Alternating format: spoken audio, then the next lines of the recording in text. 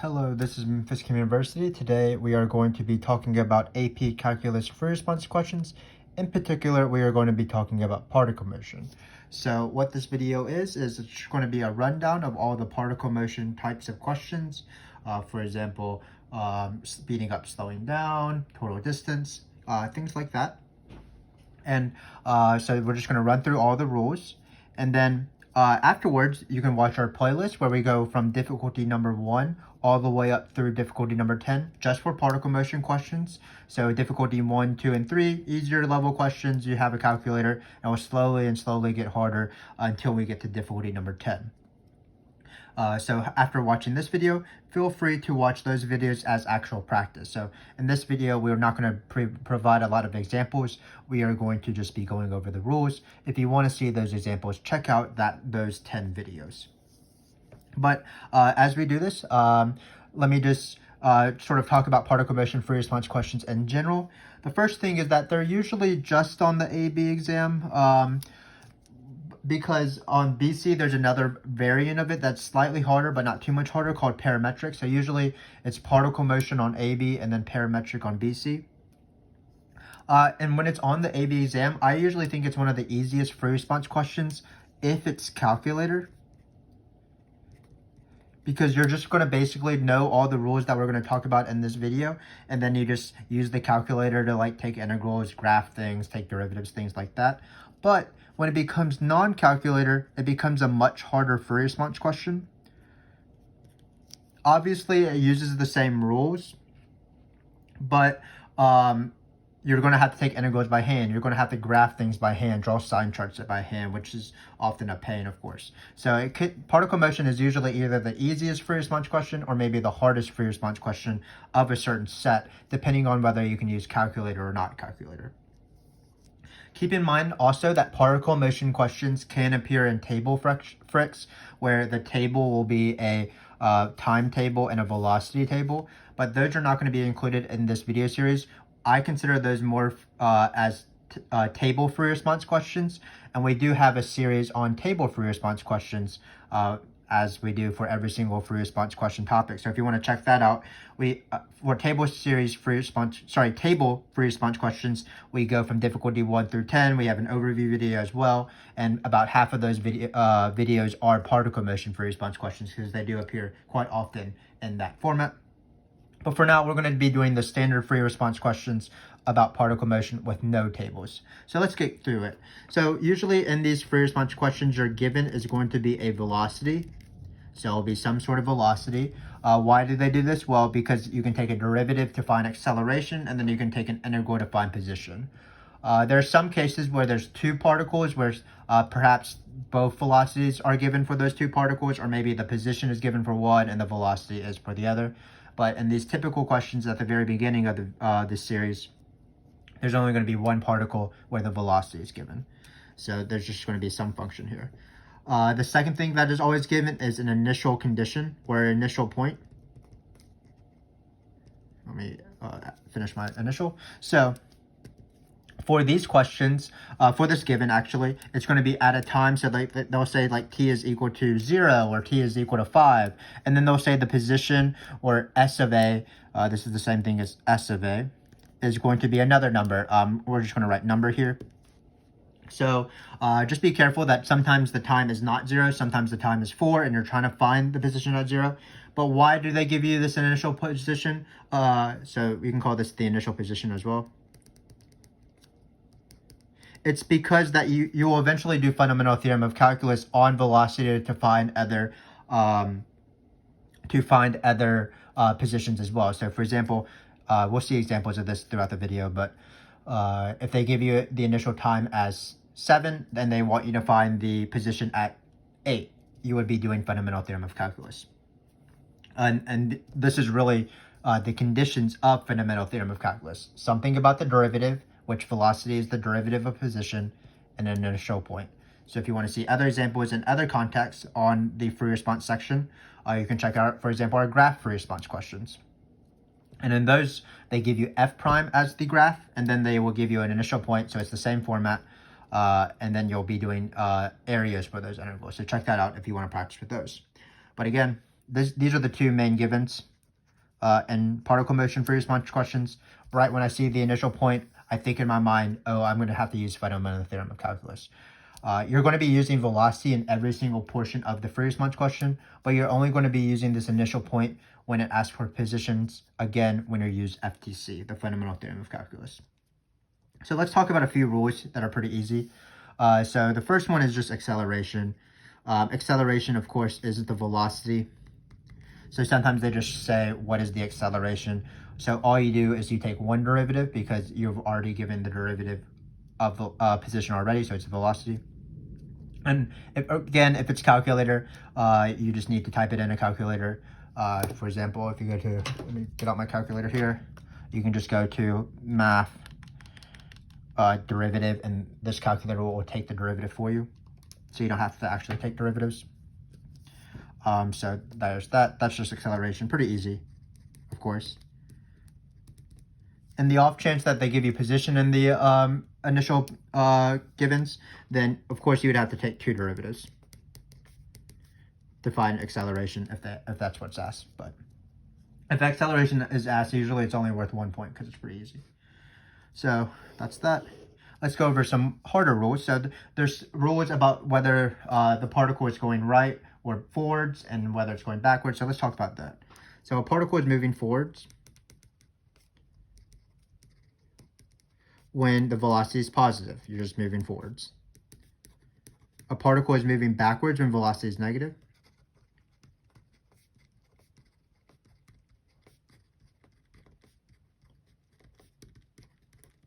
Velocity is at rest when velocity is 0. Basically, your car is not moving. When velocity is equal to 0. And then a particle is at rest. No, our particle changes direction. Sorry about that. We already did at rest. A particle changes direction when velocity changes signs. It's sort of these two combined.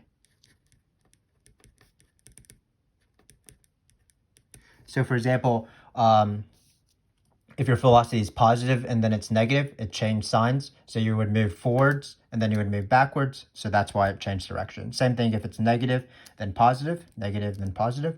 That means your particle is moving backwards, then forwards. So it changed direction. So these are pretty easy. What you want to do though is if you have a calculator, you just want to graph the function. Graph your velocity and just literally look where things are positive or negative. You might need to find zeros or something like that. You want to do that using the zero function and not the trace function on your calculator. When it's not calculator, you have to basically graph the function by hand, or you have to draw the sign chart. That is, of course, a little bit harder, but just be careful as you draw your sign chart, and you should be fine. And positive segments are where velocity is positive, and negative segments are where velocity is negative, so particle is moving backwards. Just keep in mind the difference between these little two things. So, for example, every single 0 is where the particle is at rest. So if you have something like this, and you have like this, and this is your velocity, say this is was it by a graph or by sign charts. It's actually a good example. So let's take A and B. So actually, let's answer these questions first. So if these are just 2 points, A and B, the particle would be moving forwards over here because it's positive. The particle would be moving backwards between A and B and the numbers left of A because it's negative. Particle is at rest is at both of these things, both A and B. So here it would be A and B. But keep in mind that the particle changes directions when velocity changes signs. Here the velocity bounces at the 0, so it wouldn't count. So in this case, it would only be at t is equal to b. Yeah, so just be aware of that. These two often have the same answers, but bounces don't count for changing directions. Because, for example, it was moving backwards, stopped, and then continued to move backwards because velocity is negative on both sides of A. So again, not too bad of a question. A lot of times you will be graphing and things like that. And also, sometimes you need to find this point, the particle changes direction, and then you will use that, for example, in fundamental theorem of calculus. So some questions say, find the position of the particle when it changes directions, you first need to find the time that it changed direction. So that's this part right here. And then you'll apply fundamental theorem calculus, which we'll talk about in depth later on. So that's about it for particle change direction, I believe. And yeah. Sometimes there's two particles, so they say when are the particles moving in the same direction, you would just draw both graphs or both sign charts and just see for what intervals do they have the same sign. So where both of them going forward, meaning where both velocities positive, where both are negative. I think that covers it for these sort of direction questions. So let's move on to stuff about speed. So there are two things. There's velocity. So this is velocity. And then there's speed. Basically, velocity has a direction. It can be negative, but speed is like what's measured on your speedometer, for example.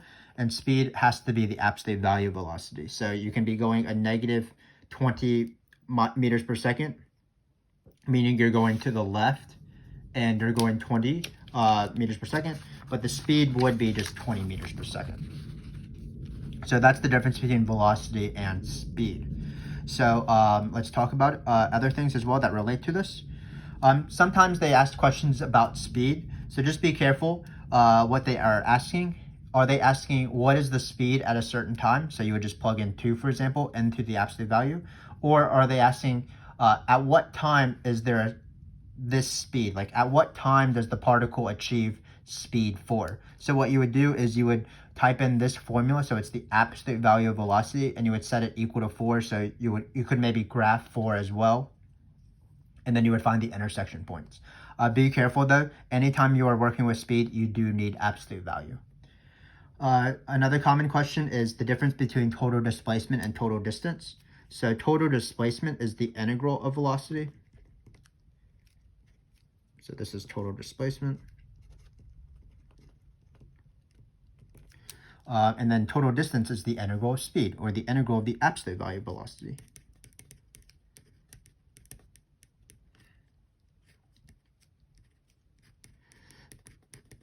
Basically, when we do total displacement, we just care about where you started and where you ended up. So all those negative things can be canceling out positive things. But for your total distance, if you traveled back and forth, we want to count all of that. So everything gets counted as positive distance. So that's why there's this absolute value. So this is just the question. Be careful. Total distance, in my opinion, is one of the easiest questions on the AP exam that is worth quite a bit of points. Usually it's worth 3 points, and you just write this down and you just type it in your calculator. For example, this would be like the total distance between 2 and 7. So you put 2 and 7 here. Or if they said find the total distance of the particle during the first 7 seconds, that implies time from 0 to 7. So you put that into the integral. When you type it in a calculator, just be careful. The absolute value is inside the integral and not outside of the integral.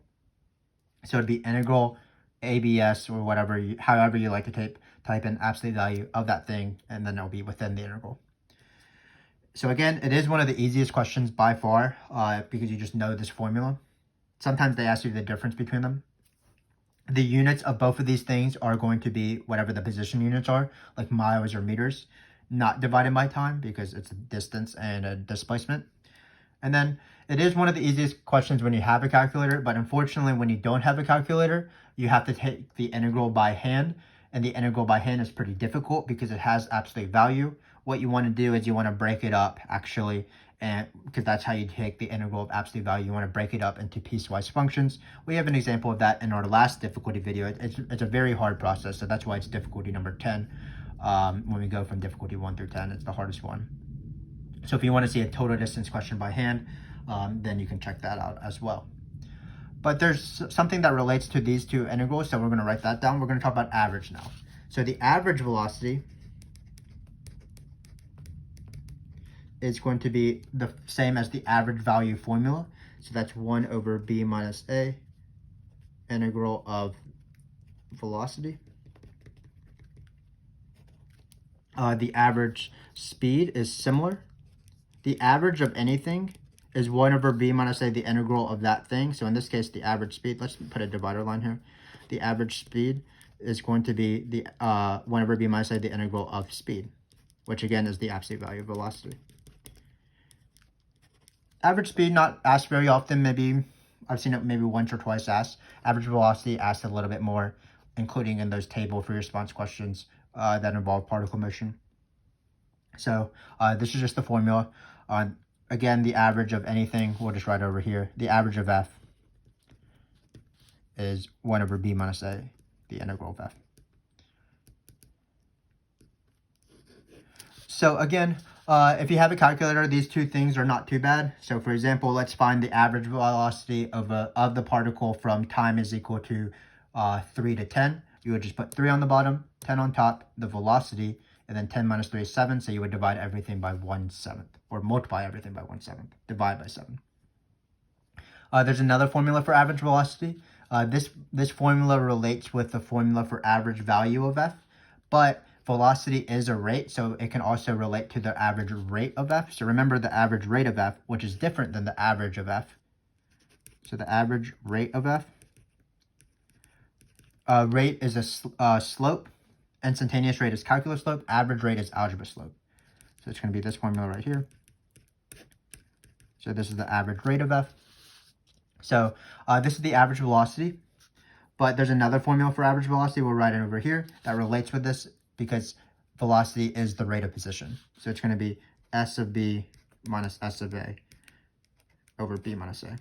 My pen stopped working. Great. So again, we have two formulas for average velocity. Of course, they're both correct, but you want to use them in different scenarios. So in these free response questions, you're going to probably use this one because the given is velocity, so you want to use this formula. If, however, somehow the given was position, because there might be a second particle, but if the given particle motion function is position as opposed to velocity, then you'll be wanting to do this formula.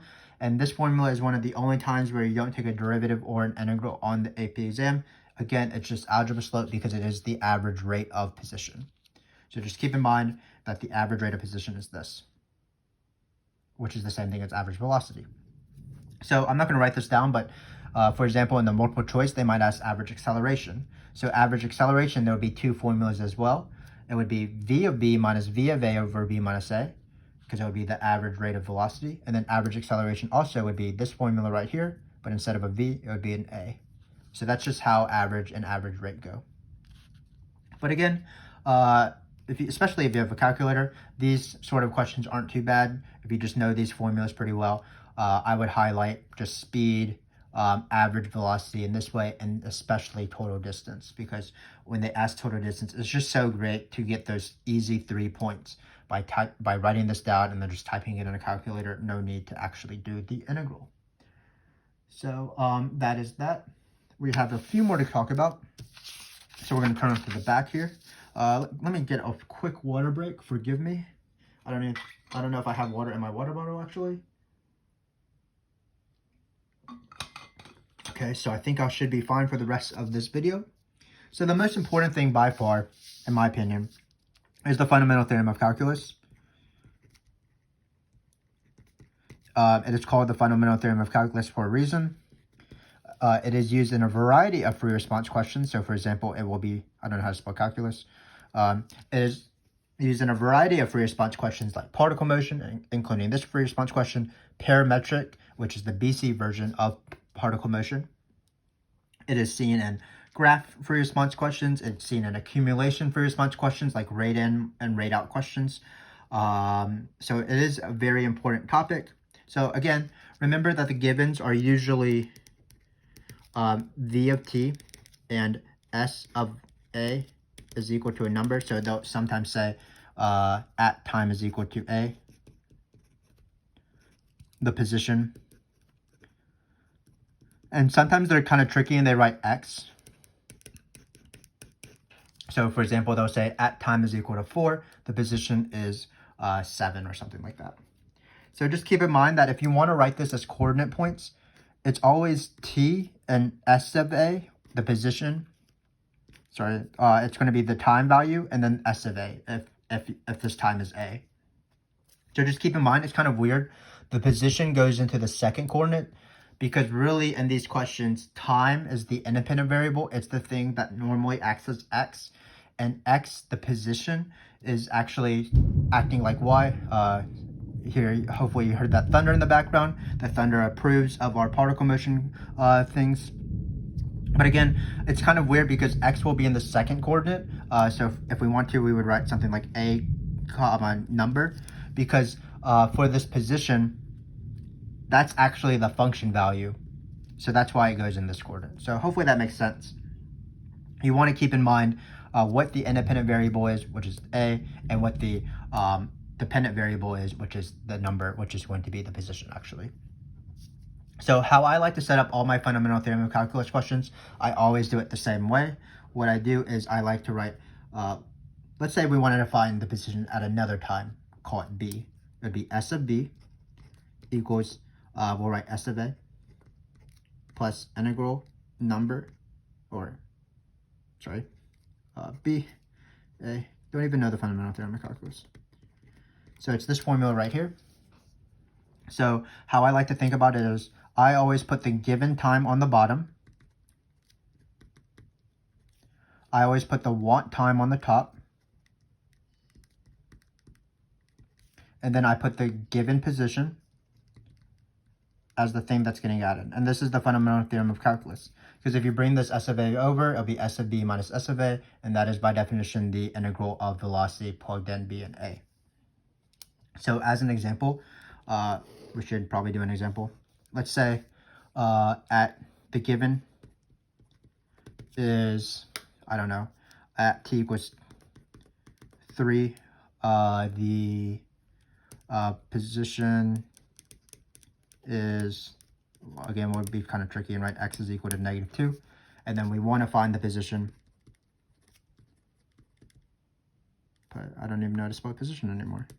Position, hopefully you can read my handwriting, at t equals 0. So it's going to be kind of tricky because t equals 0 is actually the want time and not the given time, but we still apply this formula.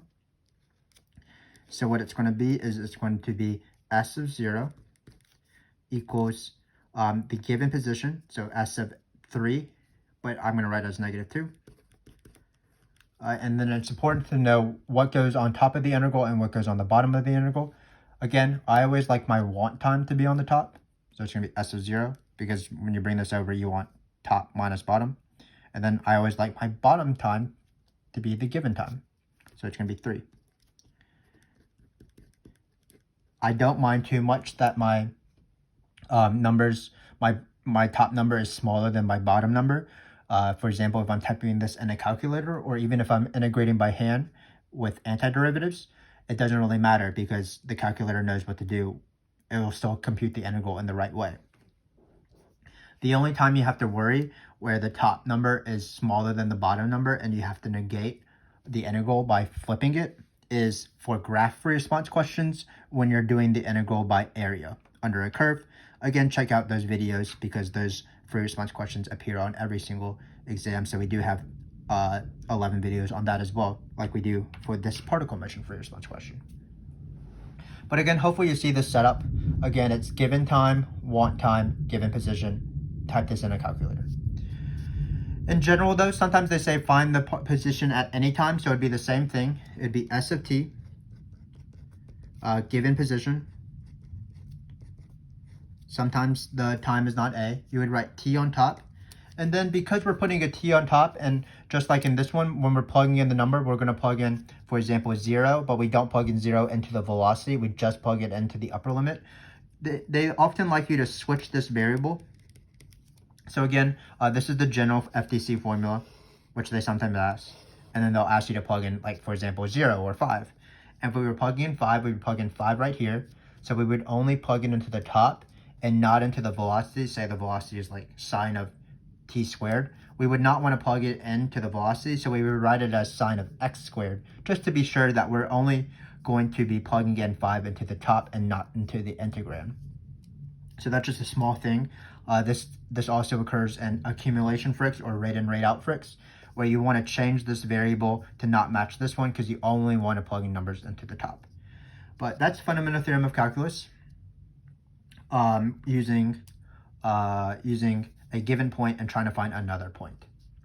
There are questions, of course, where instead of finding the position at a time, like finding the position at time equals 0 or finding the position at time is equal to 7, they want you to find the position everywhere with this formula, but they don't give you a calculator, so you have to do it by hand. So what I like to do for those is I like to use the plus C way. So I have my S of t. I'm going to integrate V of t. So let's do a very easy example. Let's just say V of t is equal to 2t. And then let's say our given time is, let's say at t equals 1, the position is 5 or something.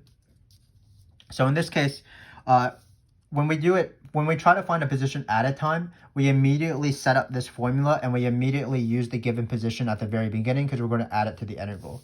Here, when you want to find a position formula when you don't have a calculator, so this is no calculator, and you're using antiderivatives and your plus c's and things like that, you're going to plug in this point at the very end. So let's do that real quick. So again, this will be the integral of 2t. We would take the integral, which is t squared by the power rule. We would remember plus c, and here we would finally plug in 1 and 5 to solve for this plus c. So when you plug in 5 here, you would plug it into this side right here. You'd plug in 1 for t, and here you would get 4. So the answer would be t squared plus 4. So that's how you find the formula for a position using the general antiderivative of velocity and the initial condition to find the plus c you want, so the specific antiderivative you are looking for. This doesn't appear too often because, again, usually these free response questions are calculator free response questions. I would say that they appear more often on the multiple choice, this sort of action. But that's it for the fundamental theorem of calculus. By far the most important thing is this. I think that in all 10 of our practice free response questions, you do this formula at some point. It is really important. It does appear on every single exam. It's called the fundamental theorem of calculus. So we have a few more things to talk about. So there's a chance where they don't outright explicitly ask finding the position at a time because they actually ask farthest right and farthest left. So we have farthest right, farthest left. Farthest left. So farthest right, farthest left is actually the absolute max of position. It's the rightmost position. So it's the abs max position. It's the abs min position. Usually it's given on an interval. So for example, the first 7 seconds, which implies 0 to 7, or time 4 to 7, something like that. So what I'd like to do is I like to do the 3-step process of finding an absolute max or min of a function on a given interval. That's called the closed interval method, I believe. And we have a video on that, of course. We have videos on all calculus topics, but if you want a specific video on the absolute max or min process, check out our channel. So in this case, the 3-step process is locate the function. I like to explicitly write out the locate, especially in this case, because the given will be velocity, but we're not trying to find the absolute max or min of velocity. We're trying to find the absolute max or min of position. So the first thing you could do is you want to write out this formula right here. This is the position formula, especially when you have a calculator. So it'll be S of A plus integral of A. Oh, let's not use A actually, because A is going to be the given, one of the endpoints. Let's use C, I guess. So we're going to change this to a C to be a little bit consistent. So here, C is the initial condition. C to a time, and again, we're going to change these T's to X's because we don't want these to match. The second point is the critical point step, and that's where you take the derivative of this function. This is S of t, by the way. So you're taking the derivative of this function. S of c will go away. The derivative of an integral by the fundamental theorem of calculus part 2 states that you just plug in the number, and of course the derivative of position is velocity. So basically what you're doing is you're setting velocity to be equal to 0 and solving using probably a graph and a calculator. Sort of like when we had particle at rest or particle change direction. Then you construct a table.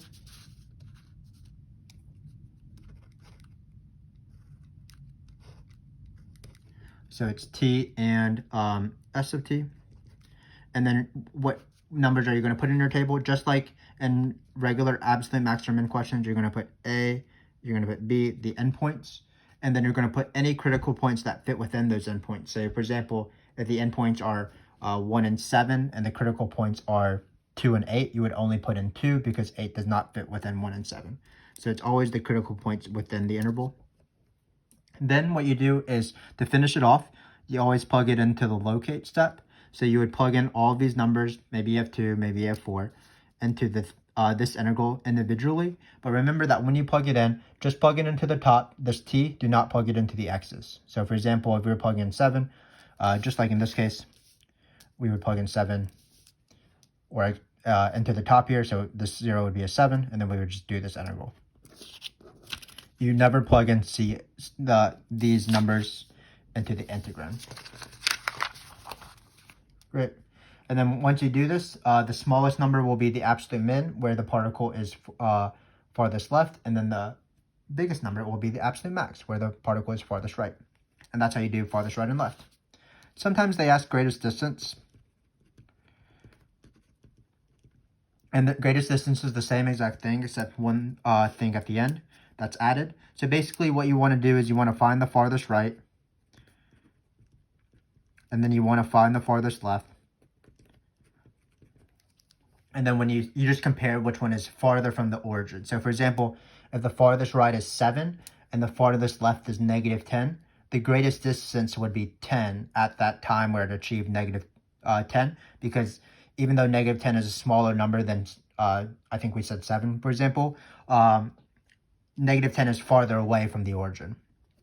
So you want to find these two things, take the absolute value of the negative if that's what farthest left is, and then just see which one is bigger. So greatest distance, not asked as often as farthest right or left, but it's actually basically the same question. So that's all the stuff about fundamental theorem of calculus. Again, by far, this is the most important thing. Let me start like 5 times. It is the fundamental theorem of calculus. So given time, want time at top, and then you set it up. Another way to write it is this, if you want to find s at a number versus s of a time. So we have a few more things to talk about in this video, and then we will be done. So the things we need to talk about are the two questions that require 2 different functions. So one very common question on the AP exam is speeding up, slowing down. So is the particle speeding up? Sometimes they use the word speed increasing. Or is the particle slowing down? And sometimes they use, of course, the word speed decreasing.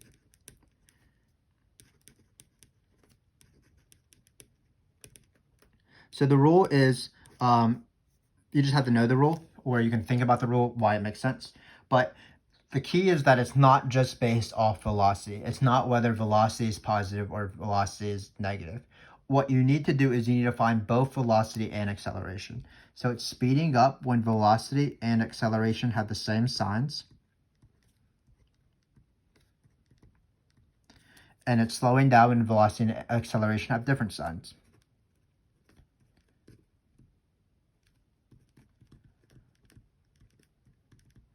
So for example, if velocity and acceleration are both positive, that means the particle is speeding up.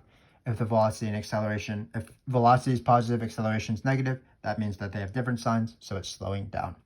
And why is this the case? Well, the easiest way to think about it is, obviously, if your velocity is positive and your acceleration is positive, that means you're stepping on the accelerator, so you're going to go faster, so you're speeding up. But the same thing is true in the negative direction. So imagine if you were going negative 70 miles per hour, which means you're going 70 miles per hour to the left, and your acceleration is decreasing, which means your velocity will be, your acceleration is negative, which means your velocity would be decreasing. So it would be going from like -70 to -80 to -90 to -100. So as acceleration is negative for negative velocities, the magnitude of the velocities are getting bigger. Even though you're going from -70, -80, -90, -100, in your car, you are going faster, 70, 80, 90, 100, which is why when velocity and acceleration have different, when velocity and acceleration are both negative, that means the particle is speeding up. But if you don't want to think about these physics things, you just memorize the rule.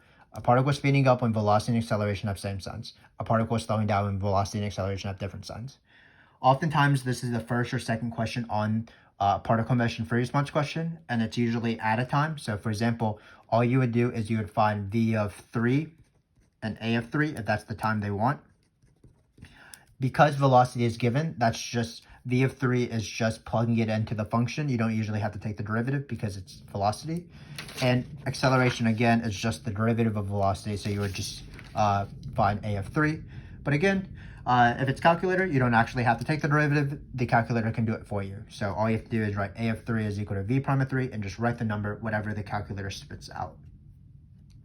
If they ask when is the particle speeding up or slowing down over the entire interval, that's a little bit trickier. What you have to do is you have to either graph both velocity and acceleration. So for example, here's velocity and here's acceleration. And you have to compare from where to where do they have same signs. So for example, over here, they would have different signs. So it'd be speeding up because velocity is positive, acceleration is negative. From here, so let me try to shade it in differently. They would be both negative, so that's where it's speeding up. And then it looks like over here, velocity is negative, acceleration is negative, or positive, so they would have different signs, so it's slowing down. And then past this point right here, they're both positive, so that's when it's speeding up. So a little bit harder of a question, but also a rare question. Basically, you just compare both sign charts. Sort of like if you were doing two particle change seeing whether two particles were traveling in the same direction, you would have to draw two sign charts or two graphs on top of each other and just to compare signs of every single potential consecutive interval, if that makes sense. But again, the more common question is just at a time and just plug in that number into both velocity and acceleration and see if they're the same signs or different signs. So we have one final question to talk about. That's particles moving closer or away from each other, or the origin.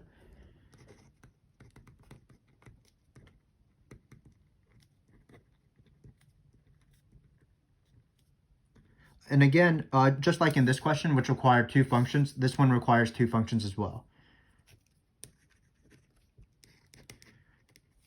Speeding up, slowing down requires v and a.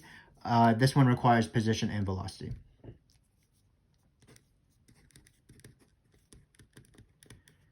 And again, why do you need the velocity in these? Because you want to know what direction it is. So let me give you a few examples. So again, if you have two particles, what you need to do is you need to find S of A at the number. You need to find the position of the other one. And then you need to find the velocities of both of them. At whatever time you care about, like time is equal to 2. And then you draw a number line. On this number line won't be the time. So if it's time is equal to 2, you can't see time on a road. Also, you can't see the speed of something on the road. So what you will see is the positions. But so let's say the positions are right here. This is where the first particle is, and this is where the second particle is. So whatever this number is, you'll put right here. Say it's like -3, and then this position is like 5. Then whether these are positive or negative determines whether these particles are going to the right or to the left. So for example, let's say that the velocity of the first one, particle A, is positive, and the velocity of the particle B is negative. Again, you would be plugging in numbers to see if this is true. Then that means that from before, velocity is positive, means that particle is moving forward. Velocity is negative, means velocity is moving backwards. So in this case, particle A would be moving to the right. Particle B would be moving to the left.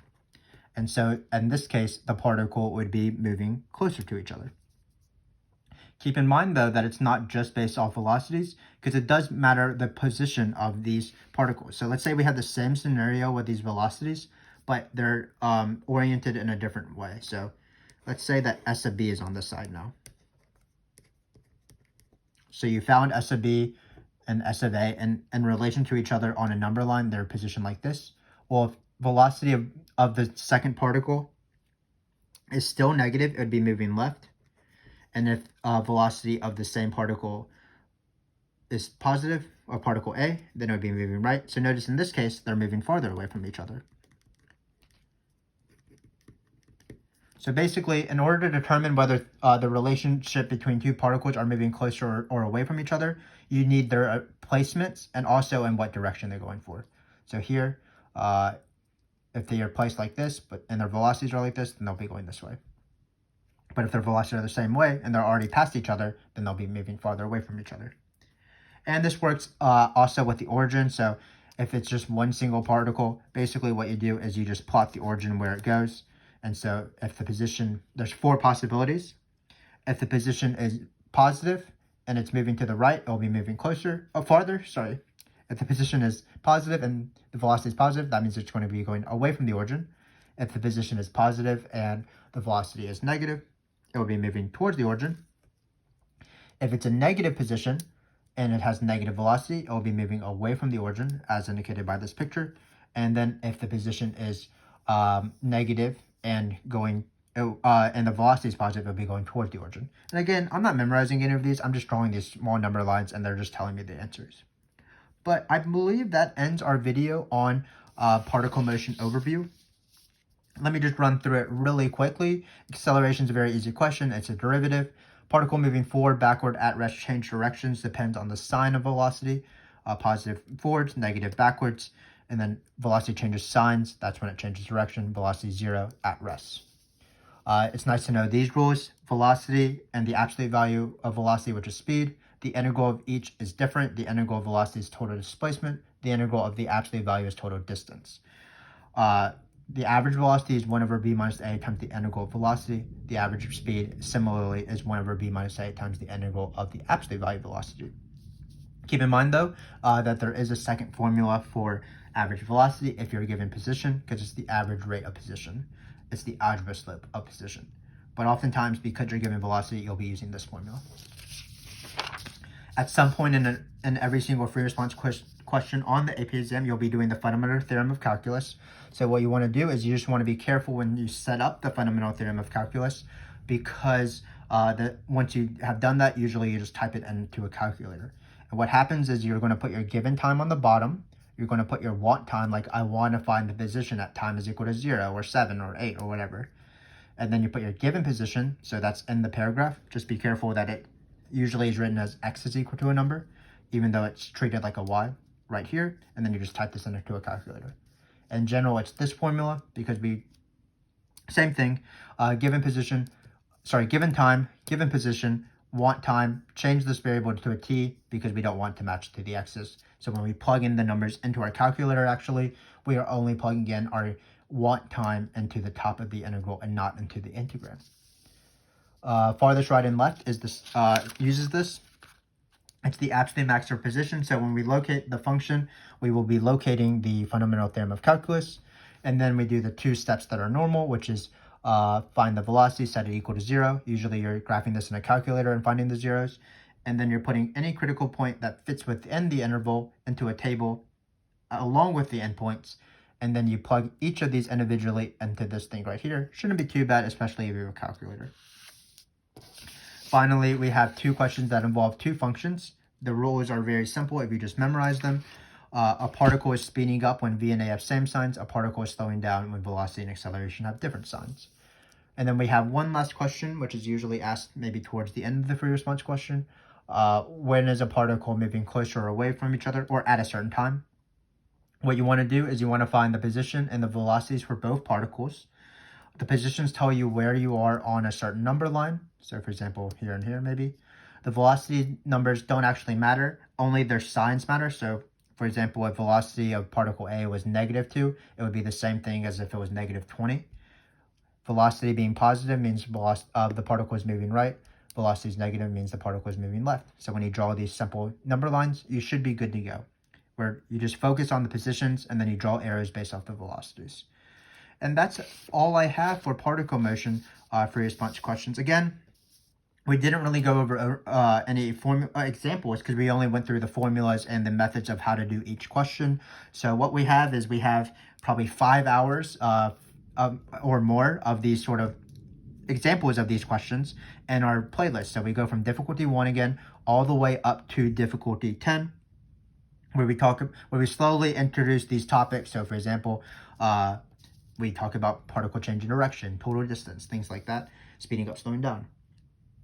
The first 5 questions are easier than the latter 5 questions because the first 5 questions allow the use of a calculator, while the last 5 do not.